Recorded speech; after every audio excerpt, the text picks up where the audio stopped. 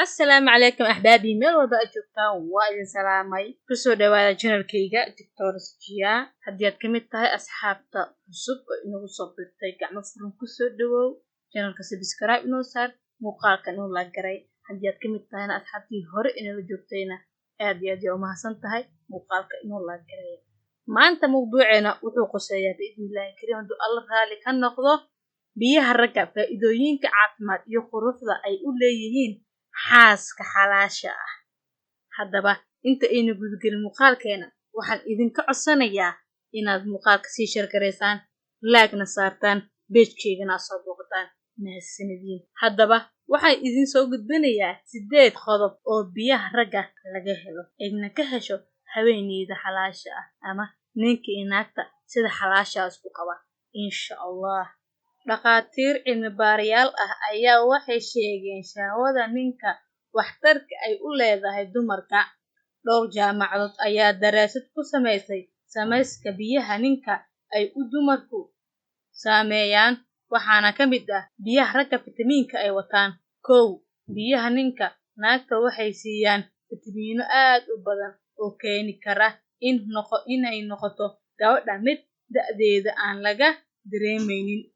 waayo maqaarka ayay dhalaaliyaan kana ilaaliyaan duqnimada haddii aysan jirin waxyaabo markaasi ku saleysan nolol maalmoodkooda 2 xagga hurdada haweeneyda la qabo mar waliba ay jirkeeda ku dhacaan biyo waxay ka qaadaysaa hurdo aad u macaan badan oo caafimaad leh 3 biyaha waxay ka ilaaliyaan ilma galeenka iyo gudaha xubnaha taranka ee dumarka jirooyin fara badan oo uu ka mid yahay cudurka loo yaqaan kansarka 4 sidoo kale biyaha minka haweenka waxay ku abuuraan dareen kacsiya waayo waxay kor u qaadaan hormoonada kiciya dareenka 5 biyaha ninka waxay naagta ka tagsiiyaan walwalka iyo fikirka marka ay jirkeeda ku dhacaan xubnaha taranka ayaa ka sii dhuuqa borotiinada ku jira isla markiina dhiigga ayay geliyaan 6 sidoo kale biyaha ragga waxay u wanaagsan yihiin xanuunka jirka